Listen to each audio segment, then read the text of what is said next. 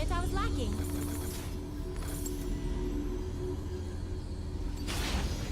Cut off their heads! If that doesn't work, throw them into the abyss!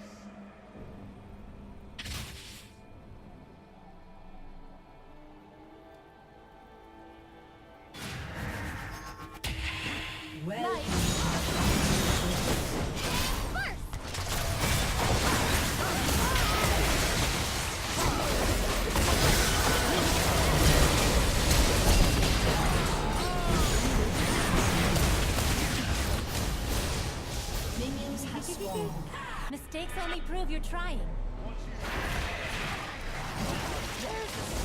Ally has been slain.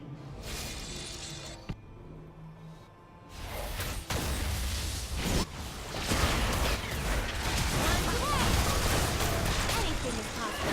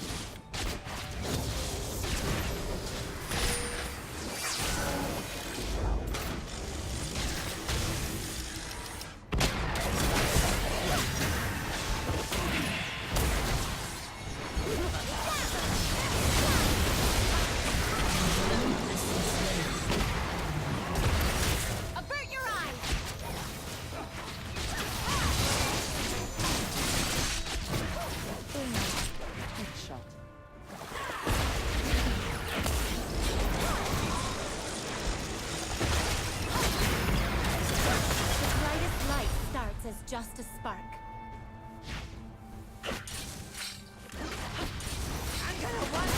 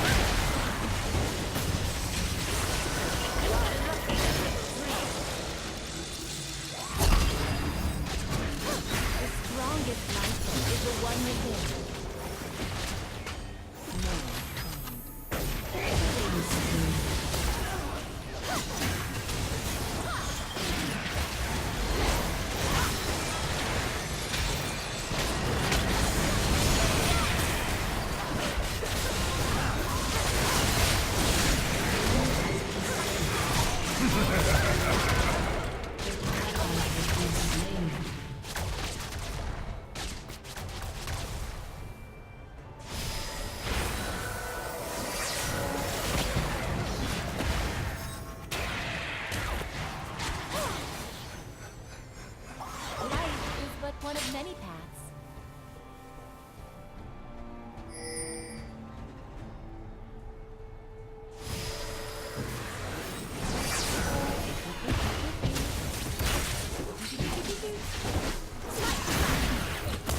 Right enough for you?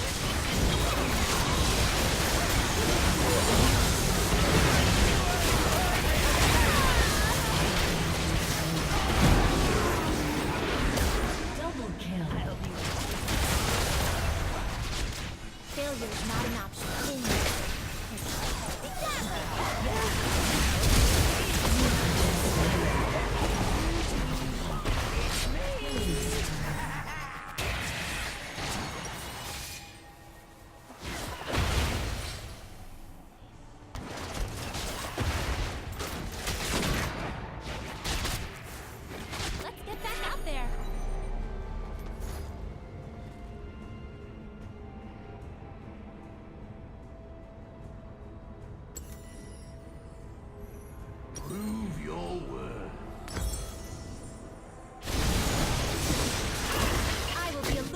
force in the world.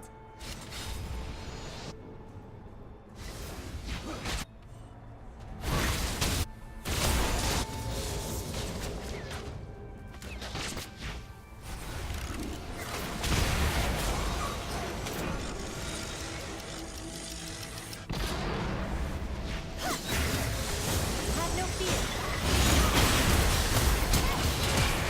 An enemy has been slain. I'm the new hotness. Torch. Too hot to handle.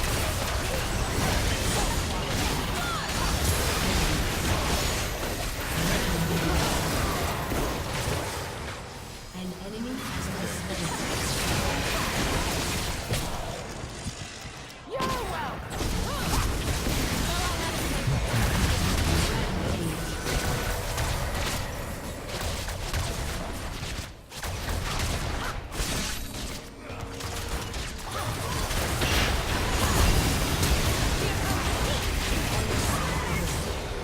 When can I burn something?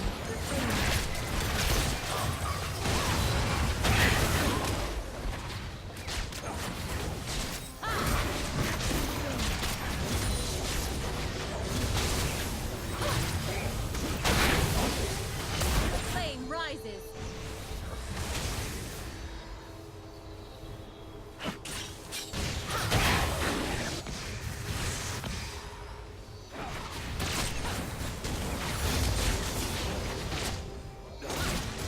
Be aggressive.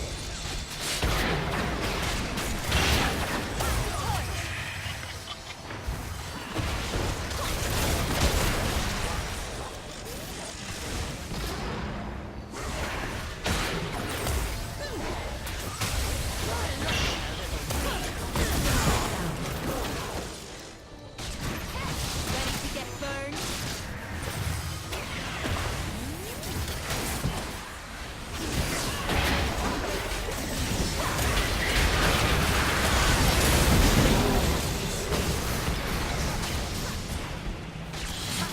Arson's such an ugly word.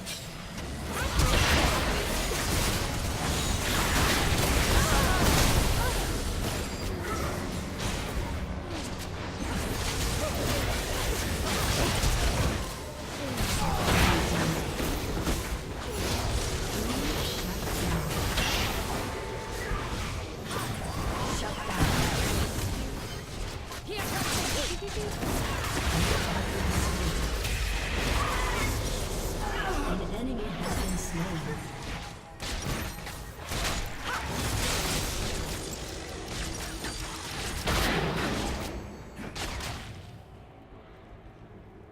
I'll be right.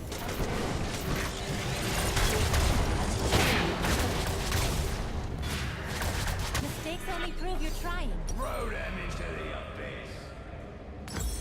Shut down. Freedom is worth dying for.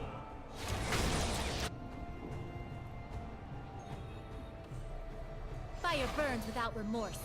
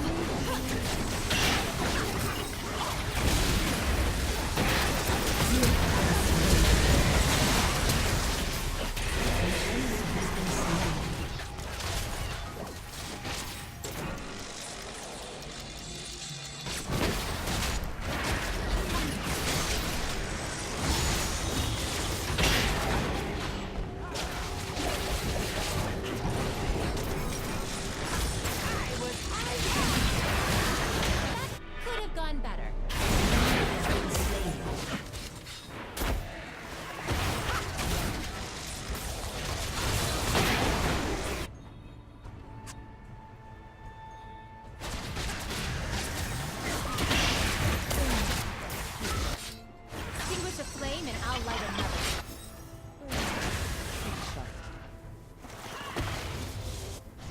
Pass the torch!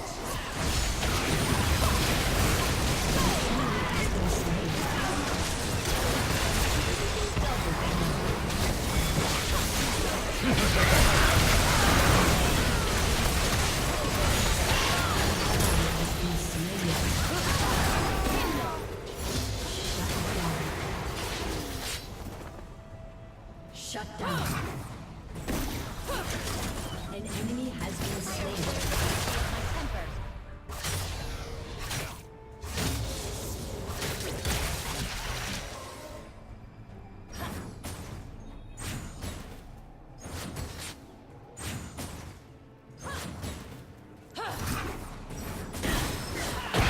I'll torch my enemies.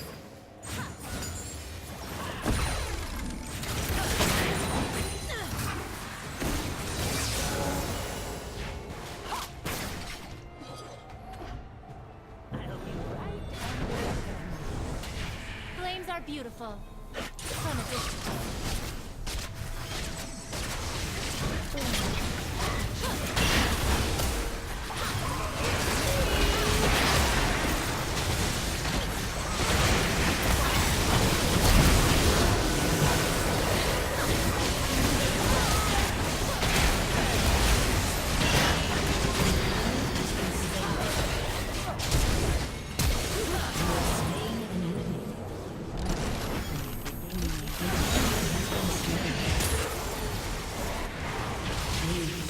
This place isn't gonna burn itself down.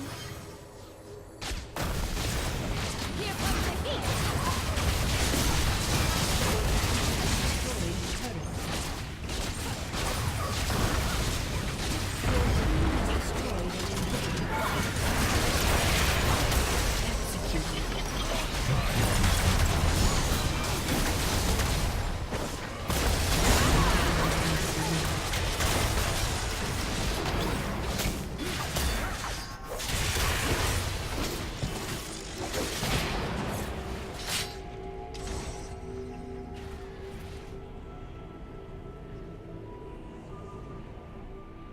An ally has been slain.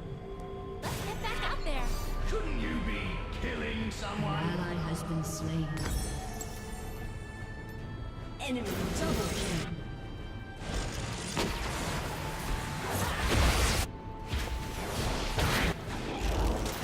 My emotions sometimes get the better of me. Fireball!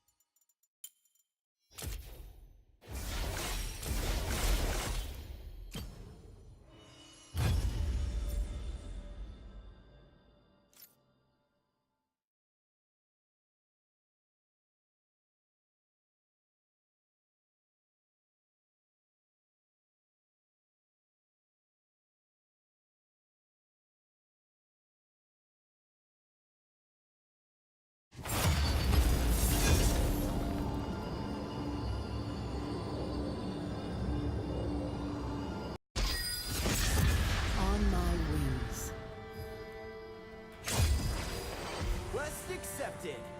Wait, where are we going?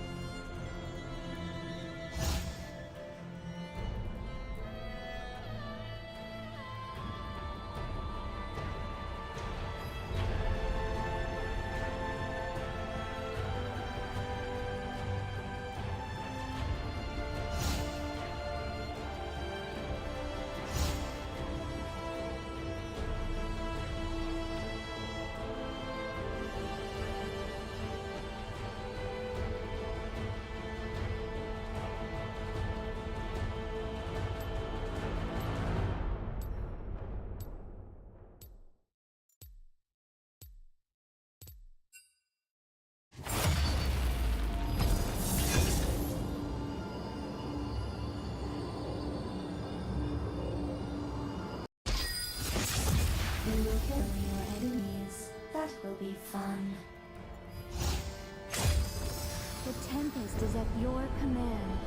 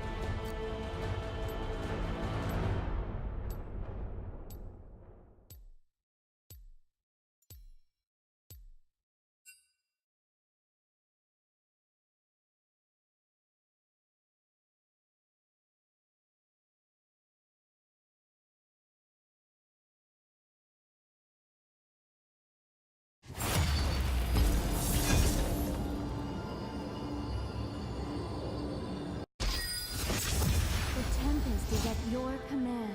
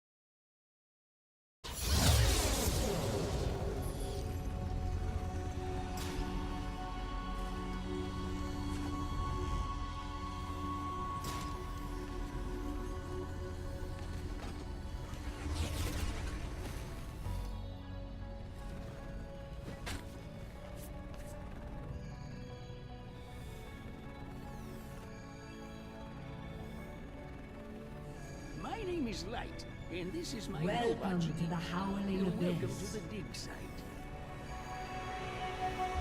Warm yourself. Upon the wind. Minions have spawned.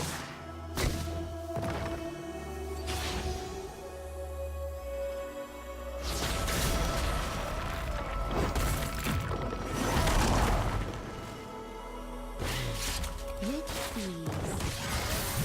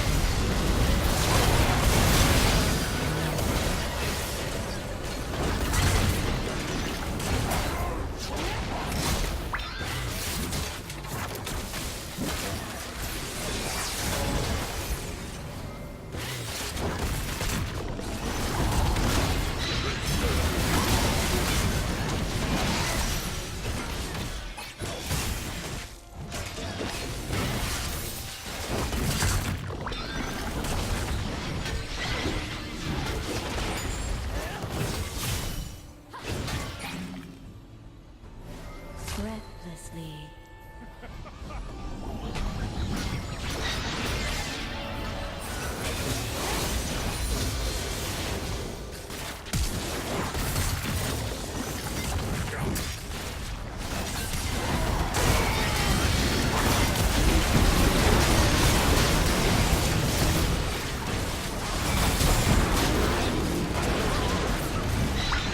An enemy has been slain.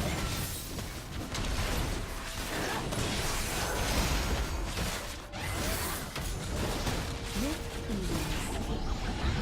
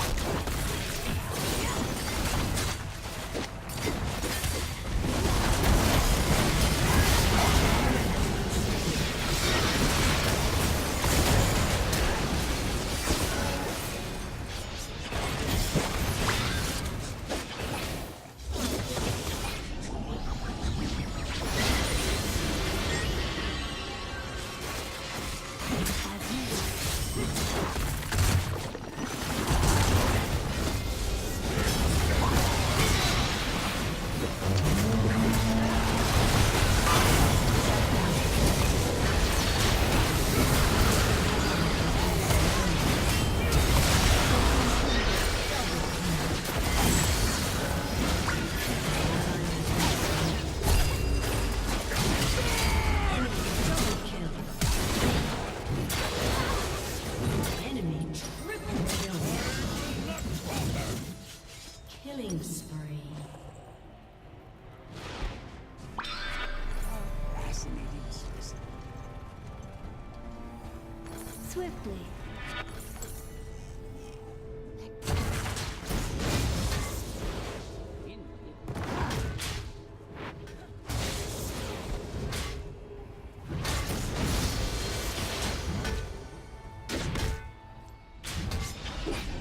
Upon the wind.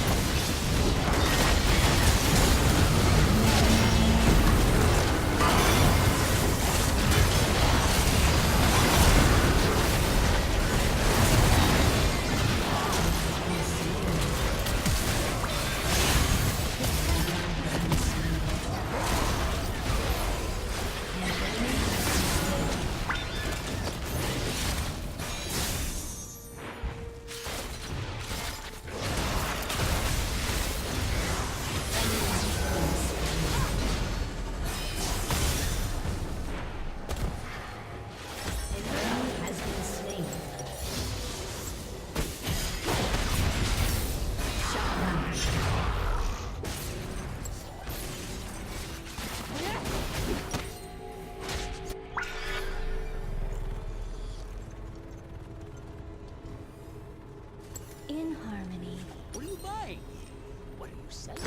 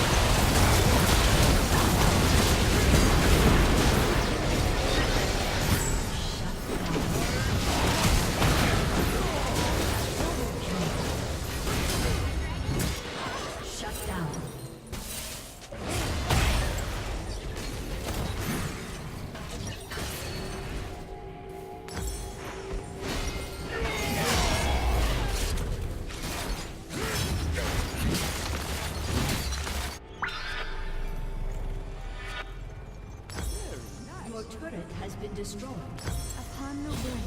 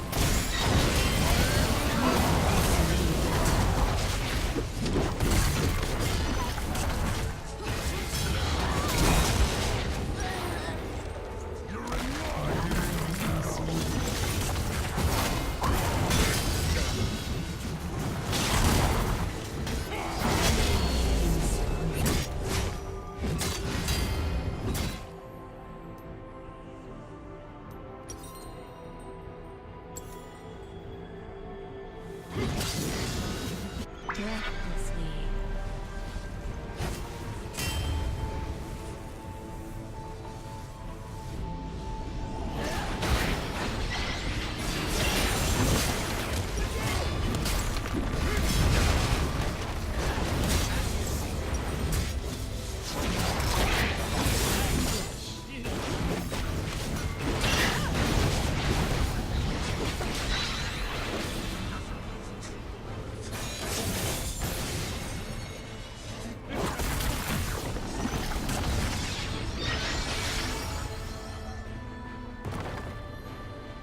With ease.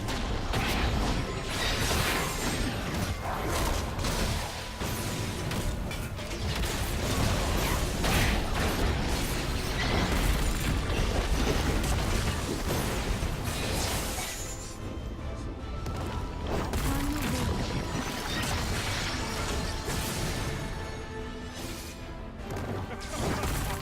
wind.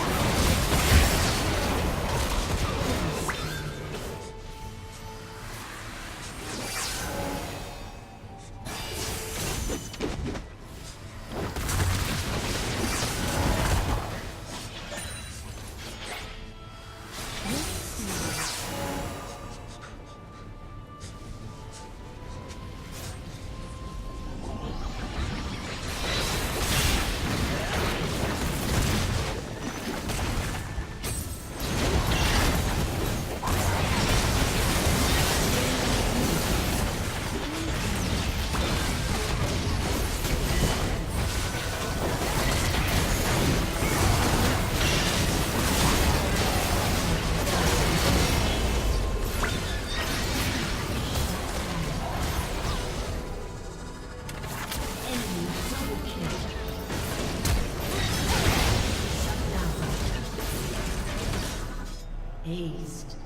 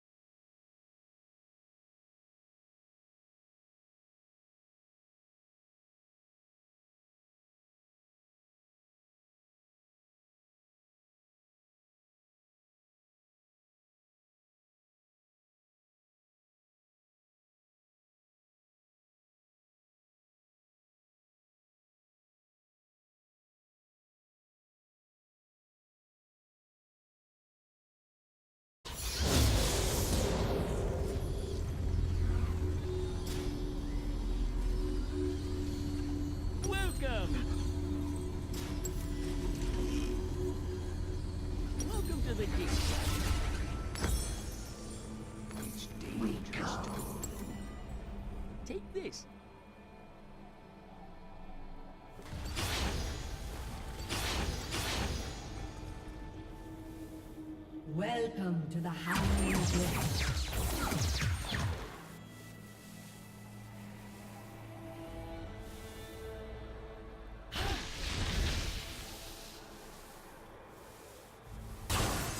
Minions have spawned.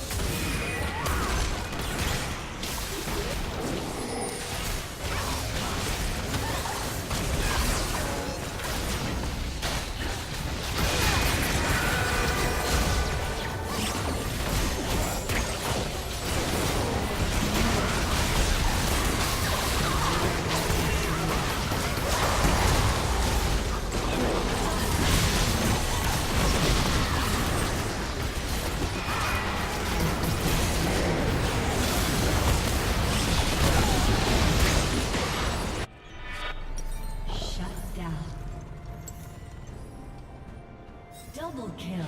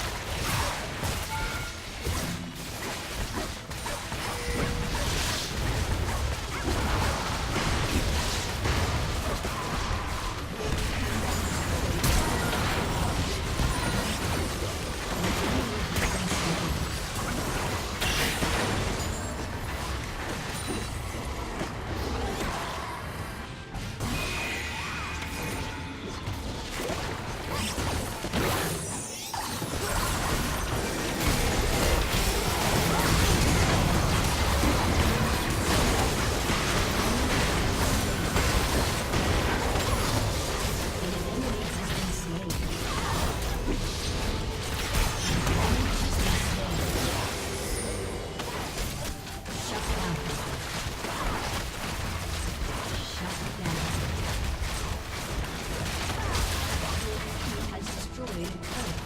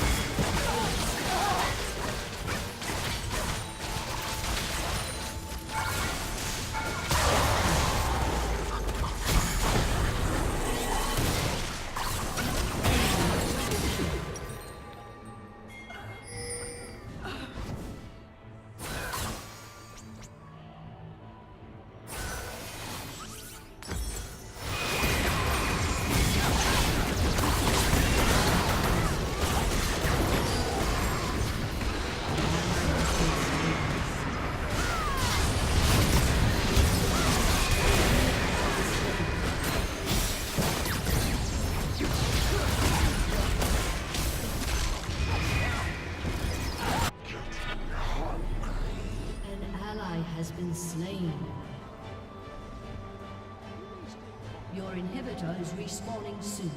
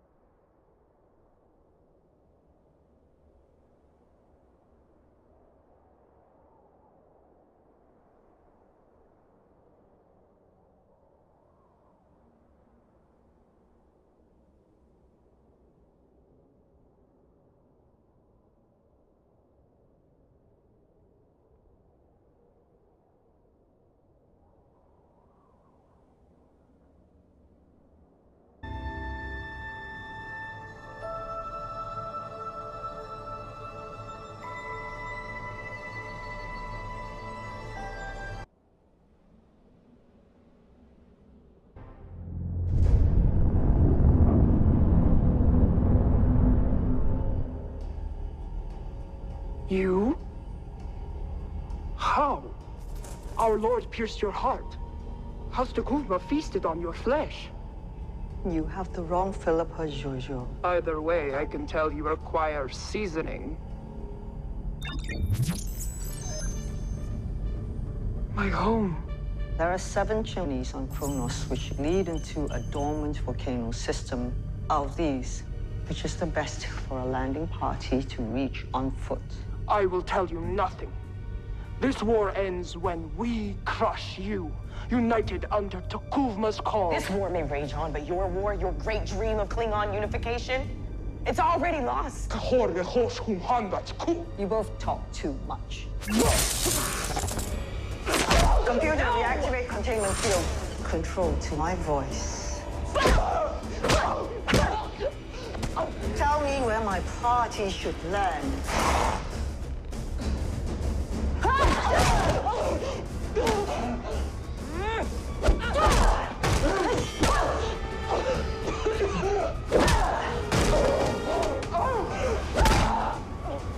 Where?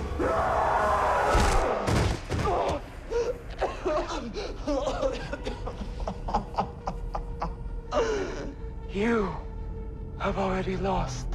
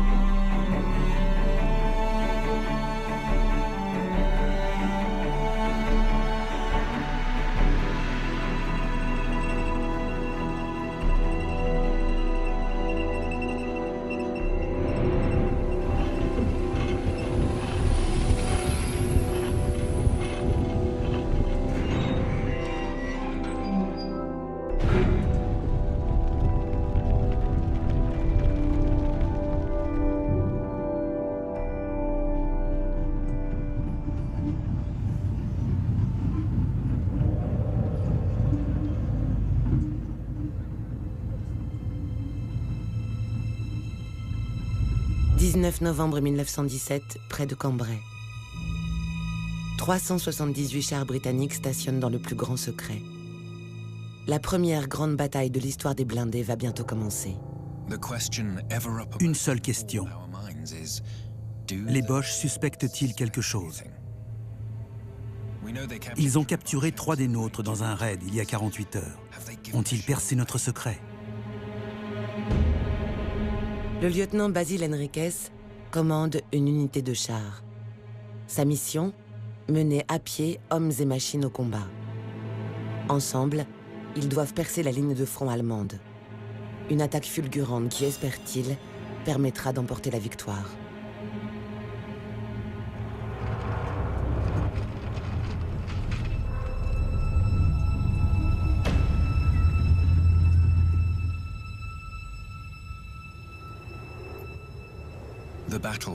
L'assaut est prévu à 6h20. Encore 3 heures à tenir. Je profite de ce répit pour dormir. Je me réveille à 5h15. Les Allemands nous bombardent. Ils ont appris notre arrivée. Les Allemands pilonnent les positions britanniques. Un déluge de feu s'abat sur Basil Henriquez et ses hommes. Je me suis dit, Dieu, fais-moi sentir ta présence. Rends-moi fort et courageux.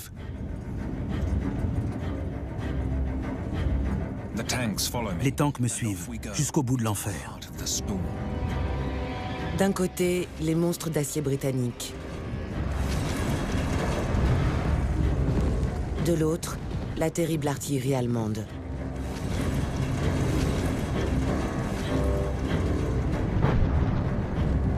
Sur la plaine dévastée de Cambrai, qui l'emportera? L'idée du char a traversé les siècles. C'est le rêve de tout soldat. Pouvoir se mouvoir, tout en étant protégé et doté d'une puissance de feu.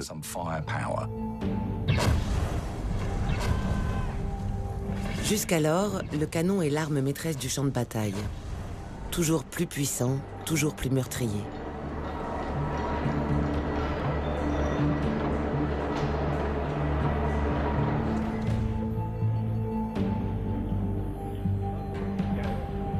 En 1903, un jeune ingénieur intègre l'armée autrichienne pour développer un nouveau modèle. Il découvre alors l'enfer du combat. Aujourd'hui, pour la première fois, je vois nos canons en action. Ça me coupe le souffle. Et ça m'effraie. Nos ennemis possèdent des armes tout aussi puissantes. Nos soldats n'ont aucun moyen de se protéger. En cas de guerre, ce sera un carnage. Plutôt que de créer une nouvelle arme, Gunther Bürstein cherche une manière de protéger ses camarades au combat. Son inspiration, les navires de guerre recouverts d'un épais blindage d'acier.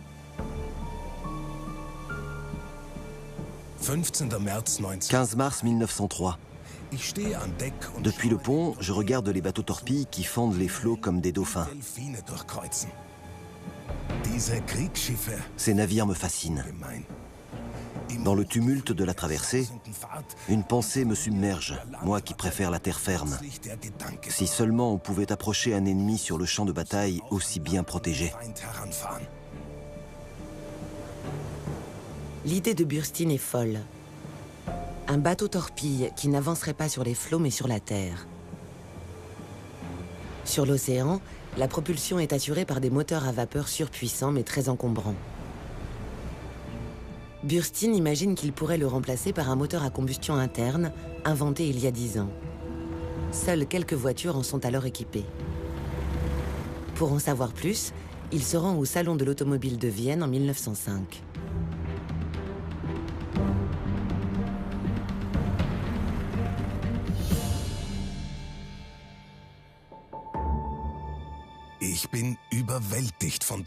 Quel choc!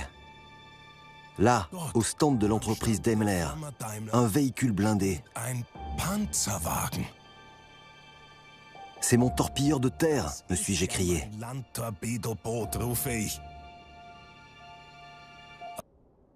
There it stands, at the booth of Daimler, an armored car.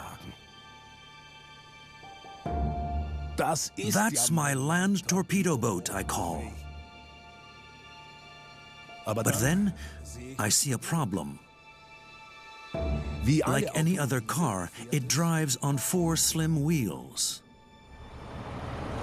Just like other automobiles, these new armored cars have to stay on paved roads or risk getting stuck in rough terrain.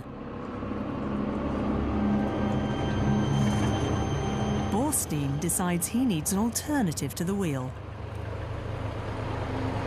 Loop around the wheels. This spreads out the weight of the vehicle, especially if I use more than just 2 wheels per side. I name my design Motorgeschütz. As its main weapon, I choose a rotating turret, such as I have seen on warships. With this, my Motorgeschütz can drive in one direction and fire in another. I will armor it in thick steel plates. And for it to be able to go over craters and trenches, I design extendable arms in the front and back. Günther Borstein spends 8 years perfecting his design. He submits it to the Austrian War Ministry in 1911. My design was rejected. Nobody listens, no matter how much I warn them of the dangers of a new war. I decide to take my invention to Germany. Here, I am sure, people are more modern in their thinking and will appreciate my Motorgeschütz. Actually, similar ideas are going on in a number of different countries. The problem with a lot of these early experiments is at a time when the military don't actually see a need for this type of weapon. Auch in Berlin. I have been turned down in Berlin as well. I don't have the means to build the Motorgeschütz myself. Thus, I have to shelve my plans and bury them in the lowest drawer of my desk.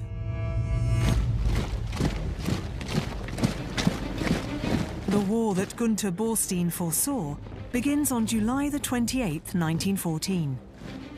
He too is called up. In 1914, everyone had seen that war coming, perhaps thinking it was going to be as 100 years before at Waterloo.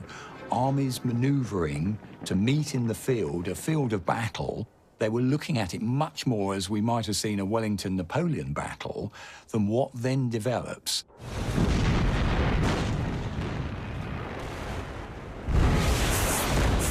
Four million soldiers stream onto the battlefields of Europe in 1914. But as Borstein predicted, there is nothing to shield them from the shrapnel of the artillery or the bullets from the machine guns.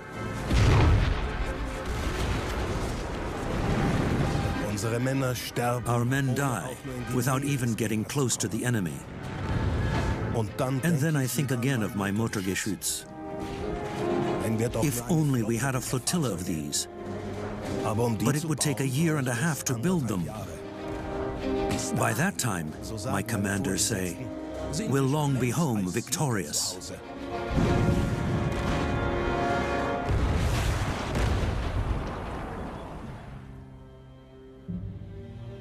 By Christmas of 1914, within just 5 months, 1 million soldiers have died. The survivors begin digging trenches at the edges of the battlefields. Here they are safe from enemy fire, but can also continue to shoot. Within just a few weeks, a system of trenches springs up that stretches from the North Sea to the Swiss border. By digging in as well, it gives you protection from artillery fire, from rifle fire.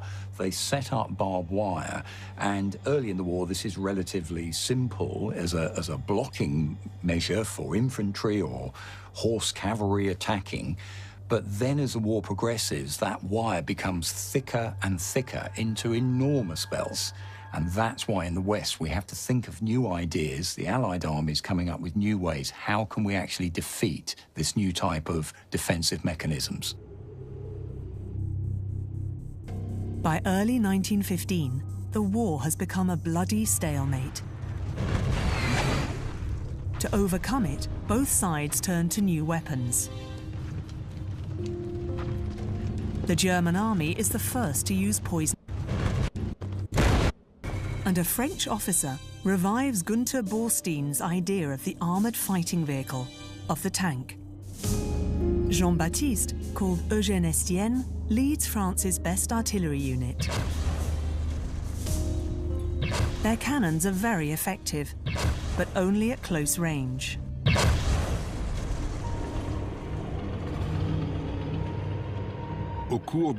During our recent attacks, one thing suddenly became abundantly clear to me. Victory in this war will belong to whichever country first succeeds to build a cannon onto a vehicle capable of crossing any terrain. Estienne's plan: to get his cannons close enough to be able to fire into the enemy's trenches. But his cannons are heavy and already prone to getting stuck. Estienne wants to surround them with armour, tracks, and an engine strong enough to power them. But like Borstein before, he too is turned down. Our generals don't think it can be done. They think the gun is too big, and that no engine will be able to drive it. I've given up trying to achieve anything through the army. But today, I found out that the Schneider Arms Company has begun developing a tank on its own.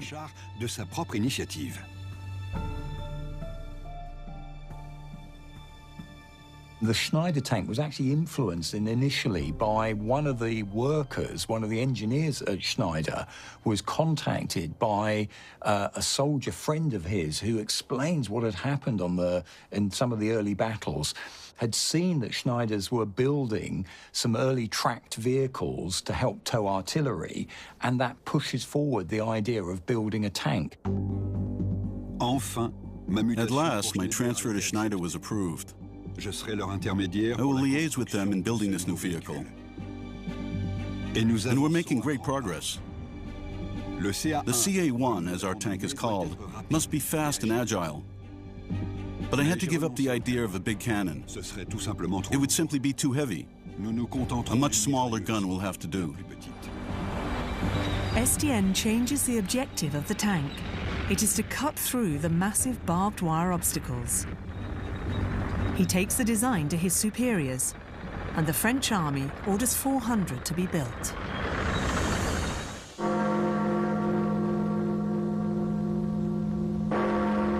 The United Kingdom is France's closest ally in the war against Germany.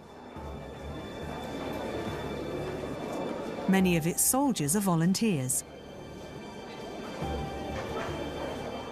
One of them is Basil Henricus. Before the war, he led a boys' club for deprived Jewish children. I want to follow my brother, who was one of the first to be killed in this wretched war. But like thousands of others who find themselves in uniform, I realize that I'm not cut out to be a soldier. I hate it.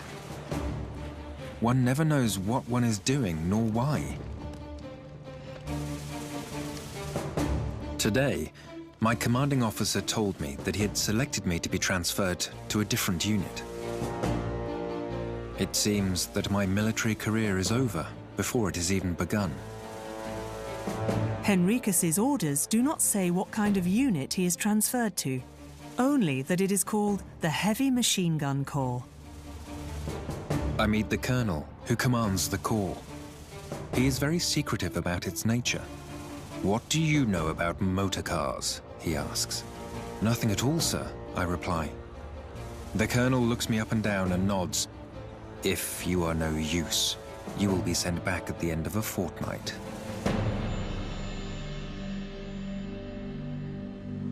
Since early 1915, British engineers have secretly been working on a tracked vehicle to break through the German trenches. But unlike the French design, its objective is not to cut through, but plough down the barbed wire. Like Borstein's Motorgeschütz, the British design is inspired by the Navy. Its name? Landship Little Willie. When you see Little Willie, it looks exactly like a water tank, a water carrier. So the word tank was actually picked up on as a code word because they realized the idea of calling the vehicle something like a land ship. It says what it is. It's a ship on the land, so it gives the game away too much. Tank, less so it sticks. To make Little Willie into a better weapon, it is elongated and armed with cannons. The new model is called Mother. On May the 15th, 1916, Henricus and the men of the Heavy Machine Gun Corps are awakened by engine noises outside their quarters. Mother has come, and they are to train with her. No firstborn child has ever been welcomed with quite so much excitement as we welcomed Mother. And no mother has ever enjoyed playing with her child as we all did with her. The training seems to be one huge game. We look for trees to knock down and picture ourselves slowly wending our way to Berlin.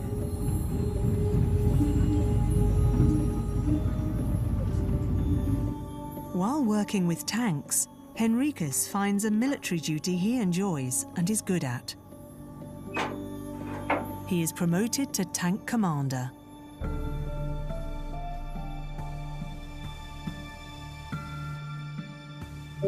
I have 8 men in my crew. There's myself, the driver, 4 men to work the guns, and 2 to shift gears. The tank is to drive onto the German trenches and fire down into them. And to find out which guns work best, the army tests 2 different tank designs. Mine is a female tank, which means it has 2 machine guns per side.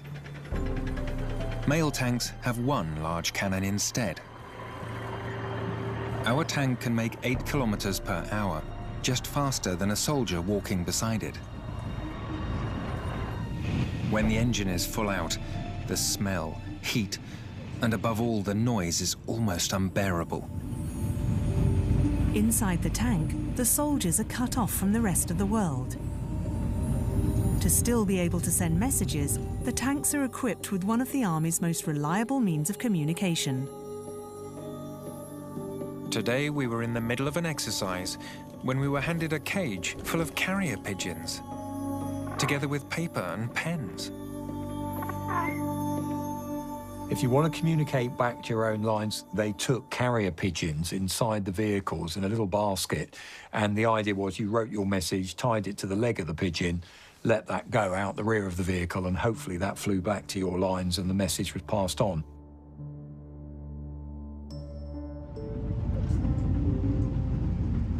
In June of 1916, France's tank commander Estienne visits the Heavy Machine Gun Corps.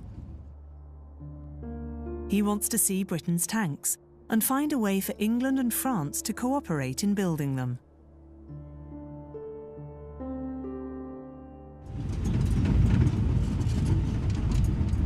Voici donc les tanks. So these are the tanks, as the British call them. 5 enormous archaic monsters crawling across the fields. They are impressive indeed, but so huge and slow that it worries me. I fear that the German artillery will have an easy time picking them off. Estienne pushes for England and France to combine their efforts to decide on one tank model and build it jointly. But the arms factories in both countries are already building hundreds of tanks.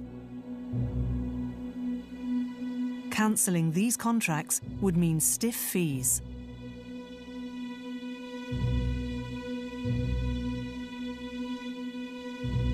Building tanks in the First World War is a problem for a number of reasons, one of which is by the time they come up with designs for the tanks, the war effort has been going for a while. So lots of the factories that could build these sorts of vehicles already got war work in other areas, such as building tractors or steam engines or whatever's required. There will be no joint tank program. The British prefer to send their few tanks into battle alone. What a mistake. And furthermore, what kind of a name is tank? It sounds like a latrine. Next time somebody gives me grief about them, I will say, "Ah, yes, I understand. You mean septic tanks."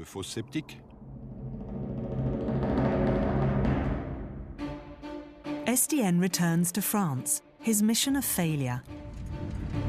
But once back, he receives the first Schneider CA-1 tanks. Now he can begin training the men he will need for his tanks. Our tank troops must be an elite unit. You can tell a real tanker instantly. Very sportive, a confident walk, their hair is cropped short, their beards trimmed, and they have a wild passion for the army. But then Estienne finds out that the French army has commissioned a second tank model.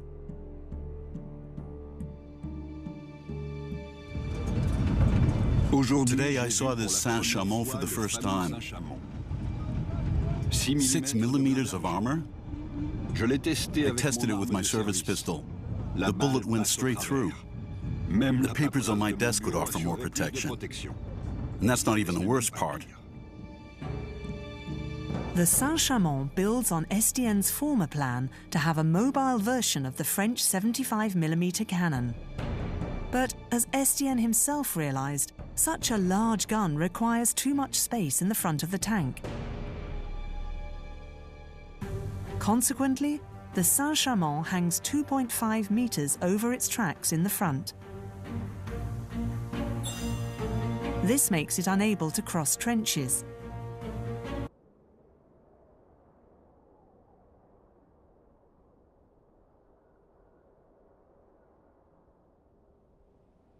But despite this, the French army orders 400 to be built, in addition to 400 Schneiders already in production. By August 1916, England's Heavy Machine Gun Corps has received its first 50 tanks. Basil Henricus and the other crews received their transfer orders for the front. I told my men that our tank was going to go through at all cost. We felt a terrific pride as a tank crew against other tank crews. This healthy competition carried us right out to France. The tanks are brought to the front in utmost secrecy. Their first appearance is planned as a nasty surprise for the Germans. We are terrifically excited. We have not got the least pangs of fear. We spend the day tuning the engines before starting off to our positions behind the front line. Thousands of troops rush to us, and we seem to cheer people up as we go. It is a clear night, and we get our first view of the Somme battlefield.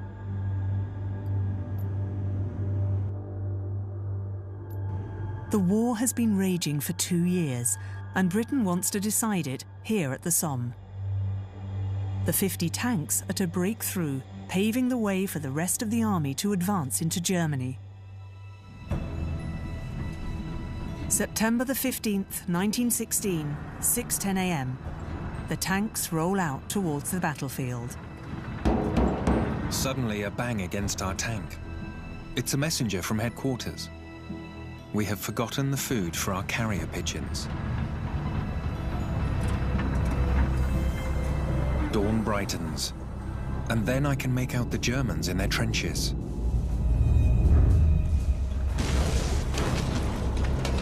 Mine is the first tank in history to fire upon the enemy. There is this fear factor of a large metal box that you can't see the men inside, coming forward, seemingly unstoppable, and that creates panic in some areas on the German front line.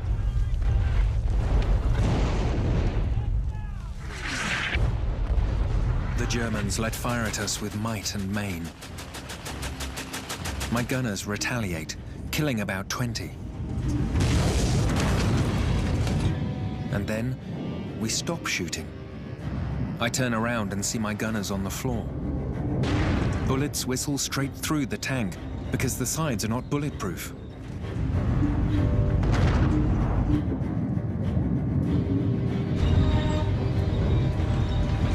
A smash against my flap and I get splinters in my face and legs.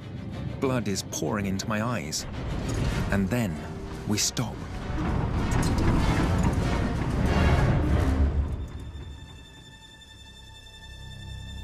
At just after 8 a.m., 2 hours into the battle, the first carrier pigeons bring news to the British headquarters.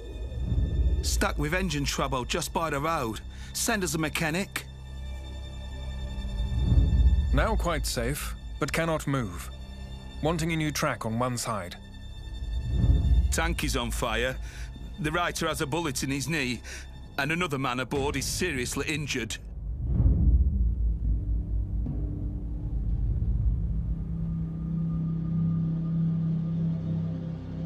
Of 50 British tanks, only 10 make it back to their own lines.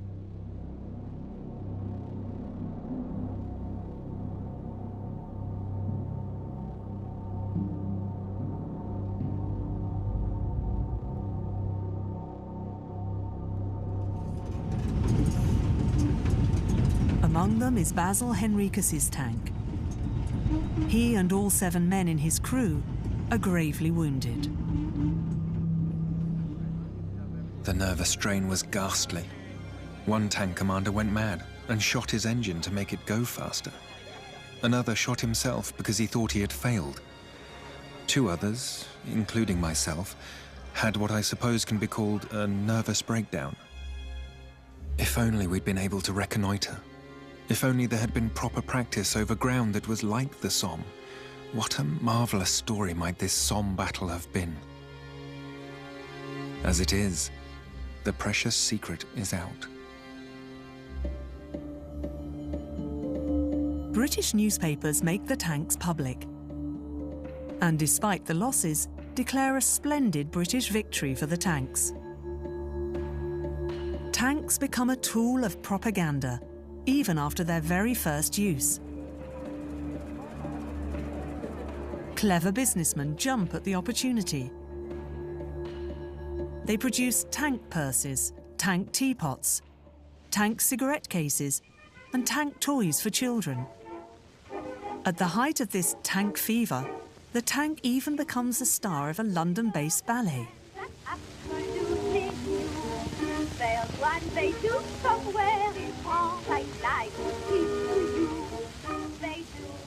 We like the tank in Britain because it comes at a point where Britain was not doing very well on the Western Front. We seem to have had those huge casualties across the summer. There had also been the situation that Germany was the first to use poison gas. It was the first to use Zeppelins. It was the first to do bombing raids on London. So they seem to have the technological edge over Britain. Suddenly, with the tank appearing, it looked like we'd got some sort of new advantage, something back. Many British tanks were left behind on the Somme battlefield. They were captured by German soldiers. The German High Command decides to build tanks of its own now. And to do so, they hire Joseph Vollmer, one of Germany's most successful car engineers. I was to report to the German War Office's Department 7, Transportation. Here they tell me of a secret project named after this department, A7V. I am to lead it and to build Germany's answer to the tanks. Joseph Vollmer has been building automobiles for Germany's major car companies for almost 20 years. But he is not one of Germany's big industrialists, like Krupp, Daimler or Horsch. The heads of the major car makers, Audi, Opel, Daimler and Benz, they have all suggested me. And so I accept. I briefly outline the resources that such a project will undoubtedly require, and I am promised to receive anything I could need. Only after accepting does Vollmer find out why he was chosen by Germany's major car makers. They all think it impossible to catch up with Britain's tank program. Joseph Vollmer is a makeshift compromise. He is told that he will have to build 200 tanks for a start.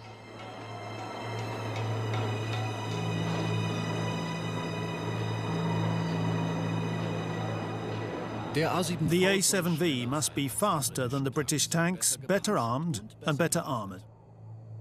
For that, it needs a crew of 18, just to handle all those cannons. I put the commander and driver on a raised platform to have a better view. Such a large tank will require engines of at least 200 horsepower. But somehow, all my requests are turned down, even though the army promised me the world. But Vollmer is pragmatic. He scours scrapyards for the parts needed to build a prototype tank.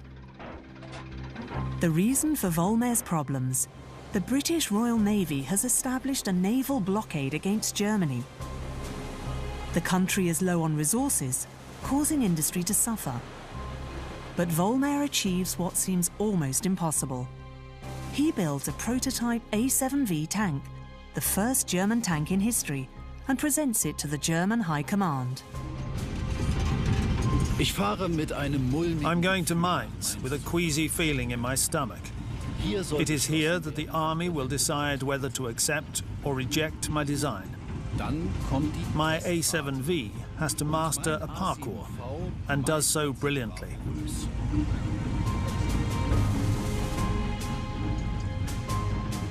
The general congratulates me and says that it will be built. How many? I ask. 10 is his answer, because there is not enough steel to build any more. That won't be enough to win the war, I tell him, but he only shrugs his shoulders.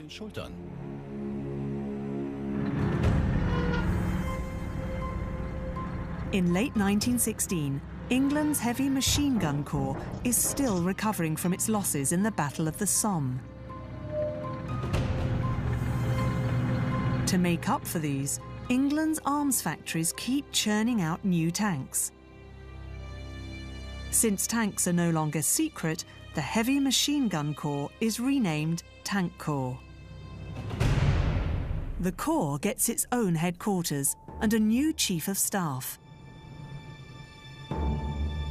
JFC Fuller has made himself a reputation as one of the British Army's best organisers. On December the 16th, 1916, he arrives at the Tank Corps headquarters. The chateau is somewhat cold. I find our commanding general standing by a fireplace. He says to me, "This show badly wants pulling together. It's all so new that one hardly knows which way to turn. I want you to do this, to put some discipline, some esprit de corps into the men. Then we shall have a wonderful show." Fuller sees the appointment as a chance to implement his ideas about modern warfare. But when he visits the tank crews for the first time, he finds an undisciplined mass of men. Oh, how I abhor disorder and anarchy. And that is exactly what I found here. These men must be properly housed, properly clothed and properly fed. They must be bathed and scrubbed and cleaned up. And not until then can I set to work. Fuller offers his men what they desire most, a purpose for themselves and their tanks. He soon begins treating the men as well as the tanks as if they were his own children. The problem now is that nobody outside of the Corps understands tanks and how to use them. I have a plan, but before it is ready, High Command forces me to send them into pointless battles, piecemeal, or over unsuitable ground. I apologize to my men and promise them that their day of glory will come soon. But for now, they have to do their duty. In the spring of 1917, France's tank commander Estienne is ordered to ready his tanks for their first battle. He was supposed to have 800 tanks at his disposal, but less than half of them have been delivered. Estienne wants to wait until his unit is at full strength, but High Command decides otherwise. High Command gives us sacred flags. They give us grand speeches. But what they don't give us is a real chance. We were just too few. And what's worse, the Germans knew we were coming. Their artillery destroyed half of my tanks within just one day. Things were so bad that many soldiers refused to continue the attack because they didn't want to die for nothing. After the failures of the Saint-Chamond and the Schneider tank, Estienne realizes they're just not up for the job. So he goes to Louis Renault, who has actually been working on designs for a small tank.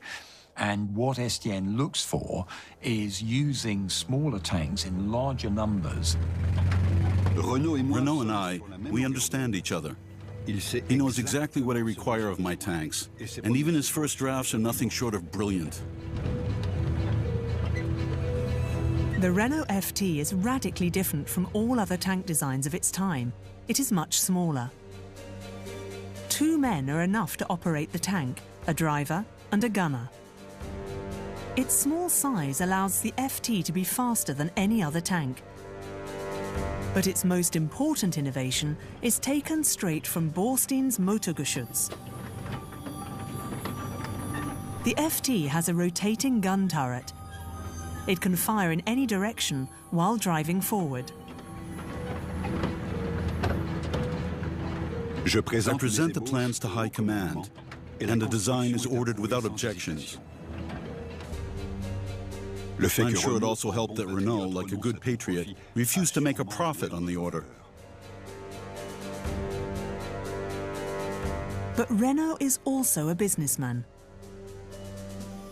In the spring of 1917, the United States enters the war against Germany.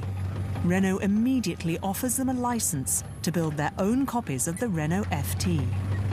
When he sells the tanks to a foreign army, he feels emboldened enough to actually make money on this, whereas it was unpatriotic to make any money out of actually designing and licensing the FT-17 tank to his own government, because it was your country in the time of war. The Americans will charge you. The US government accepts and orders 4,400 FTs to be built. And they mobilize their army. But it will take 6 months until enough of them are in France to make a difference.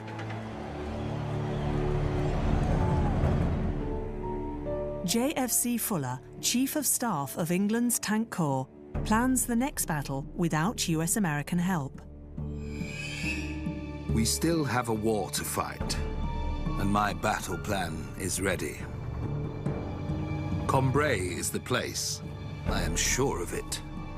It is here that we will slash through the German lines and tear a hole so big that the rest of the army can follow and end this bloody war. The Tank Corps has grown to almost 500 tanks by now. Fuller has chosen the city of Cambrai for the first large-scale tank battle. The ground here is ideal, firm, dry, and it has not been chewed up by previous battles. The battle is to begin on the morning of November the 20th, 1917. Commanding a section of the tanks is veteran commander Basil Henriquez. I advance through the haze, my tanks at the heel. It seems more like a dream than a modern battle. The British tanks take the first rows of German trenches and begin to advance further. And all around us, the Boche are surrendering. We have really done it. We have broken through. Now all we have to do is to wait for the cavalry to come and finish what we've started.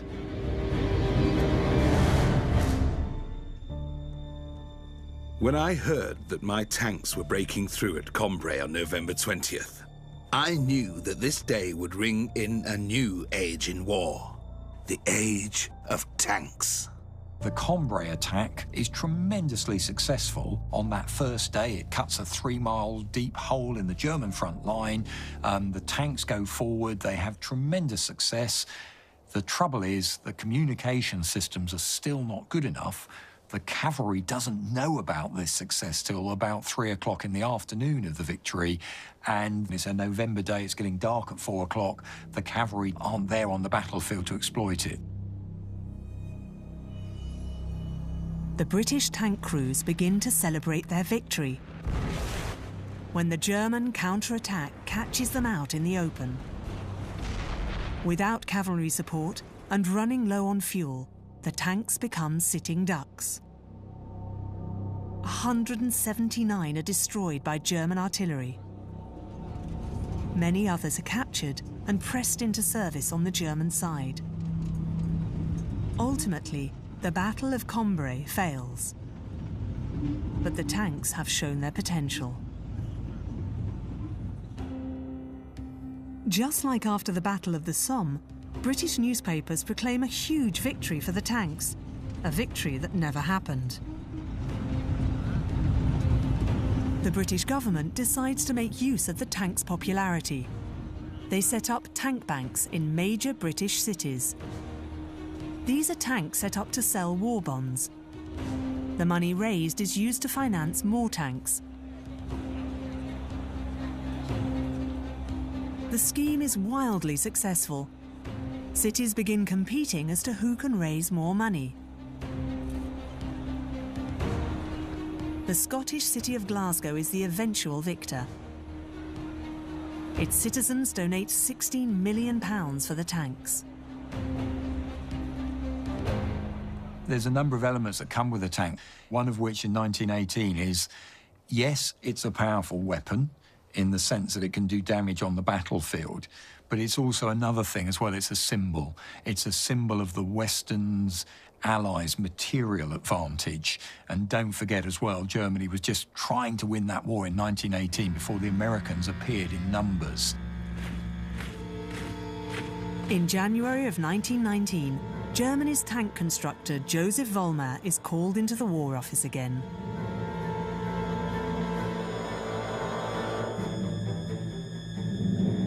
They are planning one last offensive, one last push to win the war after all.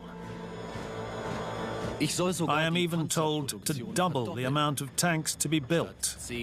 Instead of 10, I am to build 20 A7Vs. There is still not enough steel for more. But I have a different idea. Joseph Vollmer designs an emergency tank. He intends to build it from spare car engines and replacement parts, just like his first A7V prototype. But unlike the huge and unwieldy A7V, this tank is to be small and mobile. The German High Command orders 400, but they only supply Vollmer with enough material to build 5. Instead, the army has dummy tanks built out of wood. These are set up so as to be visible for the Allies. The German attack begins on the 21st of March, 1918.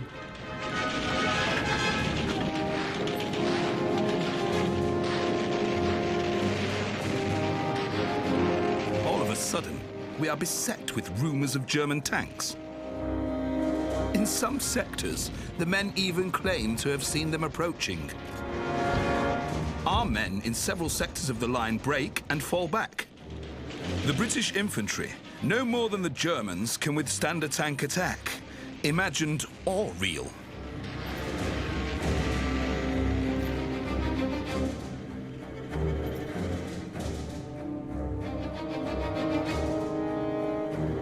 The Germans have broken through at Chemin des Dames.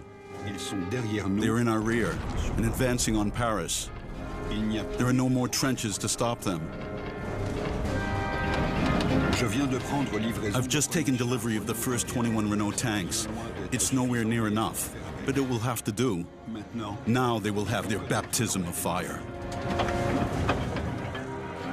Estienne's Renault tanks meet the German advance in a forest outside of Paris. The Germans are out in the open and still advancing. My Renaults came upon them like an avalanche. They zigzagged across the field and sent them all to hell. At the end of the day, we'd thrown them back to where they'd started. By July 1918, the German attack has been shattered and almost all its tanks have been destroyed. The one last push, intended to win the war for Germany, has failed. But the German army is not defeated just yet. It still holds most of Belgium, Luxembourg, and parts of France. JFC Fuller plans the next tank battle, intended to break the back of the German defenders. For this, the Tank Corps mobilizes 580 tanks, and this time they have over 50,000 British, French, and US soldiers to follow them, as well as support by airplanes and artillery.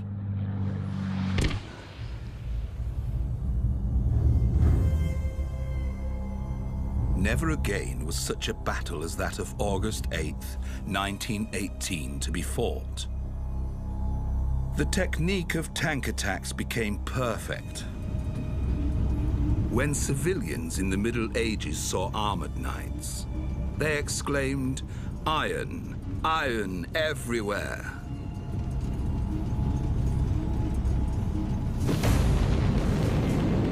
So now, iron fashioned into the tank had crushed our enemy's fighting spirit, had cashiered him from the ranks of the brave.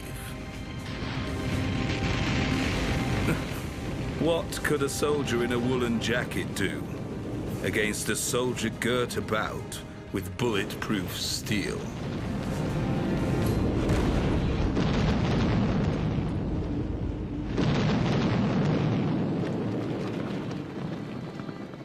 The Allied attack succeeds.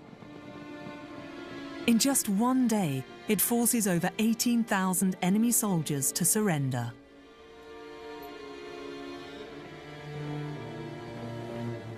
And in numerous accounts of later, in 1918, the appearance of a tank has a detrimental effect on German morale.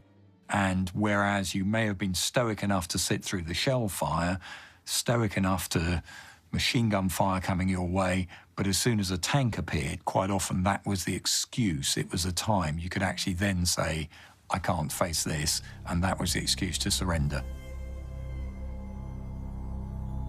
On November the 8th, 1918, the German Empire asks for a ceasefire. The First World War has ended. The people of France, the United Kingdom, and the United States celebrate. But elsewhere in the world, a different kind of conflict has emerged. During the war, the United Kingdom was allied with the Russian Empire. The latter has been brought down by a series of revolutions and is now ruled by a communist government. It is chaos and anarchy on a national scale.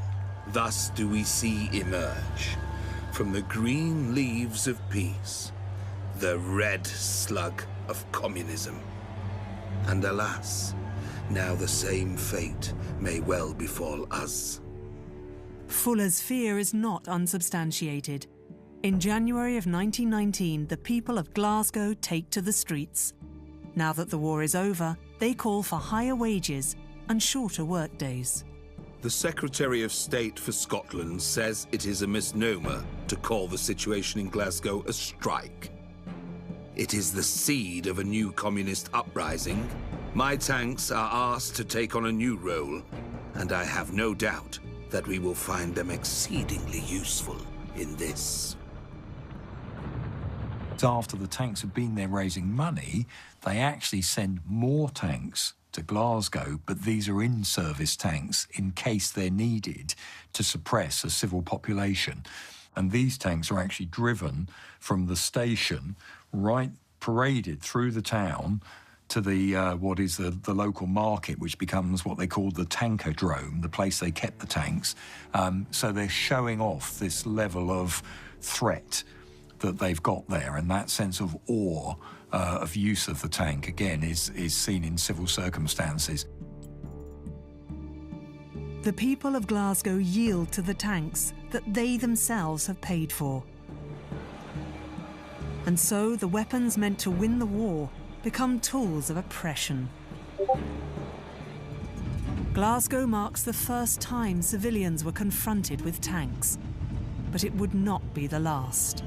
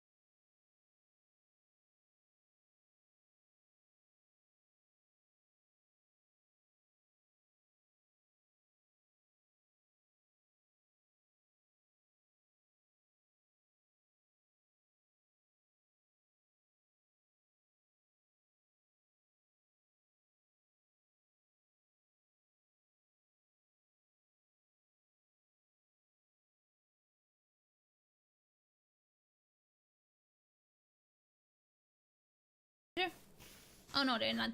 They're just chilling. Just chilling. Okay, all good with the quality, should be. All good. Should be all good.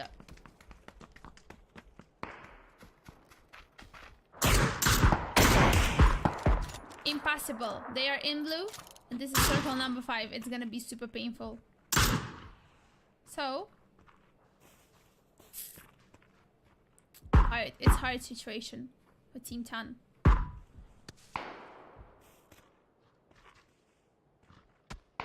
Last guy standing.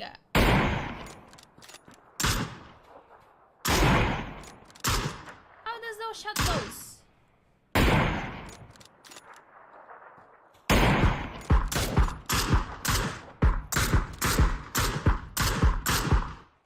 No, GG's. He died because of the zone in the end of these huge fight. What can you do? What can you do in that kind of situations? It's hard. Super hard.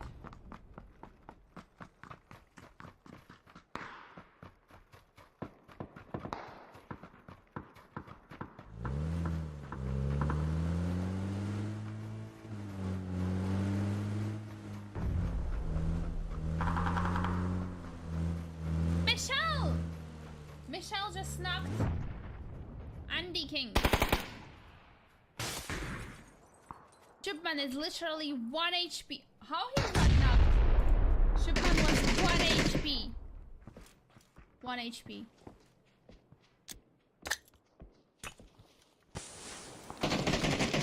If somebody would nade at this small shack, that would be nuts. Triple kill. Like triple kill with 1 nade here. What is happening here? Ah! I don't understand. Michelle is flanking. Michelle! Oh no, he just... Oh, that's so kind of you. Holy crap. And we have last man standing of the team here. They need to run off. And motorcycle coming. Can you do that?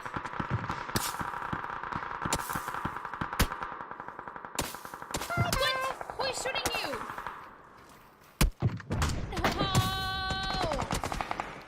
This is nuts. Bye-bye, sniper! Ay. Have a lovely evening. Andy King is, I think, knocked already 3rd time. Well, your teammates gonna res you right now. They should res. Smoke! No, they finished in the end. They finished in the end, Andy King, and it's 4 teams alive. No! How it's 4 teams alive? Is that... I'm so confused. It is 3 teams alive, right? 4? Do we have some... Okay. Glitch. Bye-bye, Sniper! Thank you so much for customs!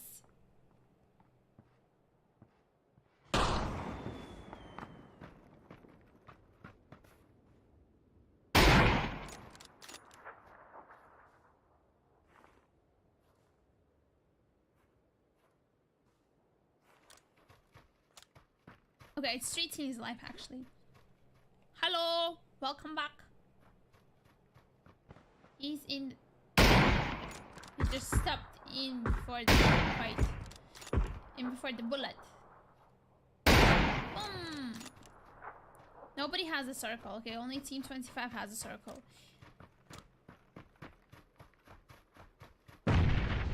No! All good, all good.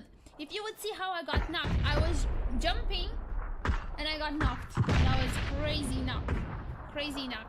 They're pushing, they're pushing, they're pushing. Dangerous, dangerous, dangerous. No! No!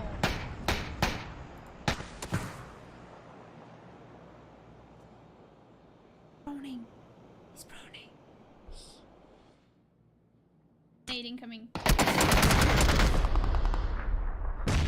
Just in front of him. Ay. Team 16 versus Team 25. Team 25 has 12 kills in total currently. They all have sniper one knock from team. They traded knocks. So that's 3 versus 2.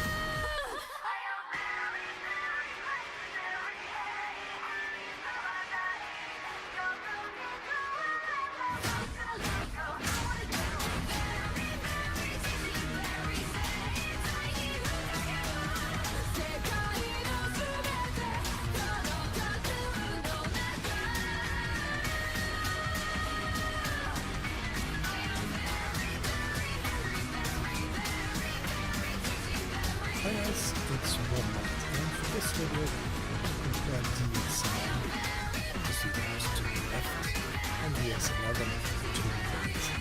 And I'm doing the comparison in two places. I'm doing it with Selena, which is the newly added parts of the so this should be the most optimized for the design parts of the map that we currently have.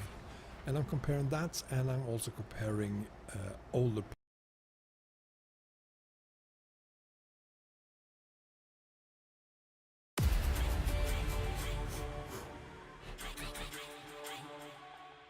You know who it is, coming round again. You want a dose of this right now, it's KDA. I'm a goddess with a blade. Don't forget, don't be afraid. Come on, shout my name, loud, loud, loud, loud. I could take it to the top, you know I can never stop. I'm the best cause I'm a bad gal, gal, gal. And when I start to talk like that, no, you won't know how to react. I'm a picture perfect face with that wild in my veins. You can hear it in my growl, growl, growl, growl. So keep your eyes on me now, and I can show you what we're all about. We're on the highest level, so just surrender into the sound. We got it all in our hands now, so can you handle what we're all about? We're so tough, we're here to show you up. Can you feel the rush now? Ain't nobody bringing us down, down, down, down, down, down. We could try, but we're gonna win the crown. You could go another round, round, round.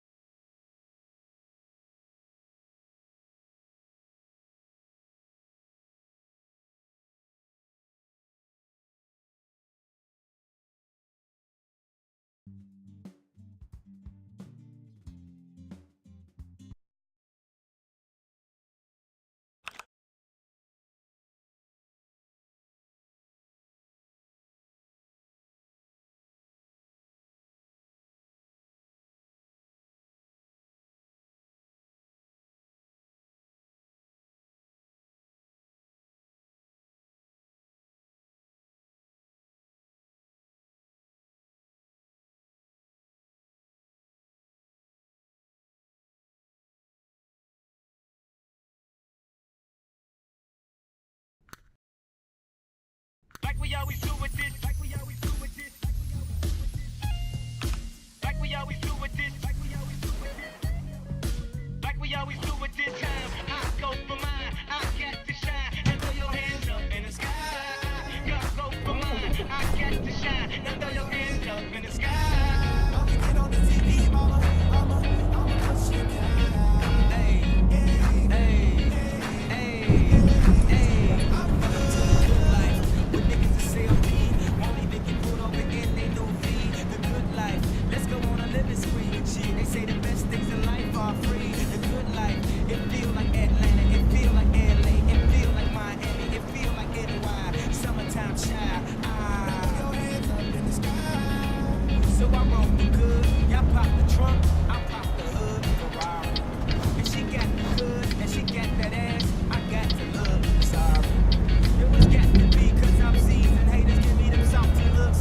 Lars. 50 told me go ahead and switch the style up. And if they hate to let them hate and watch the money pile up. Like I go for mine. I got to shine. Now throw your hands up in the sky. I go for mine. I got to shine. Now throw your hands up in the sky. I'ma get on the TV, mama.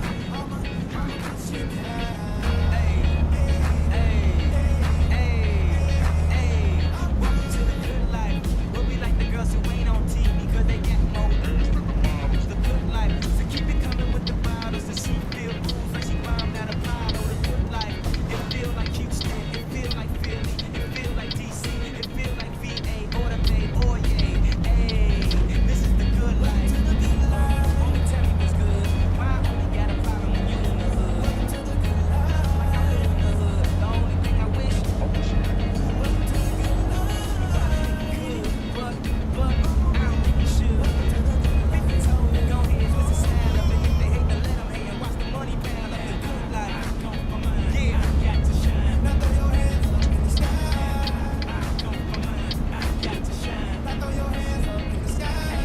I'ma get on the TV, mama. I'ma put you down. Hey, hey, hey, hey. Have you ever popped champagne on a plane? Rocky did some rain with that ass. He said I never seen snakes on a plane. Whether you broke or rich, you gotta get this. Had the money's that everything that happened it is. I was splurging on trees, but when I get my car back activated, I'm back to Vegas. Cause I always had a passion for flashing. Before I had it, I closed my eyes and imagined the good life.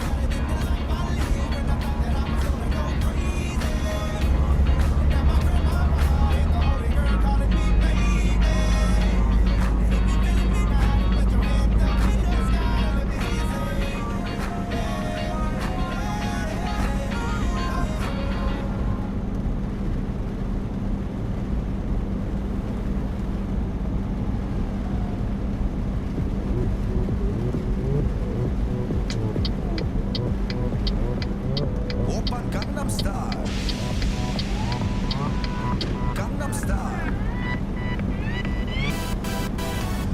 낮에는 따사로운 인간적인 여자. 커피 한 잔에 여유를 아는 품격 있는 여자. 밤이 오면 심장이 뜨거워지는 여자. 그런 반전 있는 여자. 너는 선호해. 낮에는 너만큼 따사로운 그런 선호해. 커피 식기도 전에 원샷 때리는 선호해. 밤이 오면 심장이 터져버리는 선호해. 그런 선호해. 아름다워 사랑스러워. 그래 너 그래 바로 너. 아름다워 사랑스러워. 그래 너 그래 바로 너. 지금부터 갈 때까지 가볼까.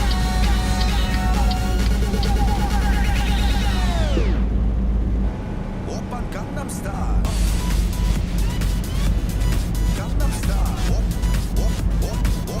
오빤 강남 스타일. 강남 스타일.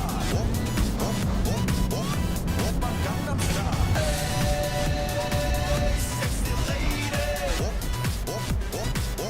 오빤 강남 스타일. Hey, sexy lady. 정숙해 보이지만 놀 때 노는 여자. 이때다 싶으면 묶었던 머리 푸는 여자. 가렸지만 웬만한 노출보다 야한 여자. 그런 감각적인 여자.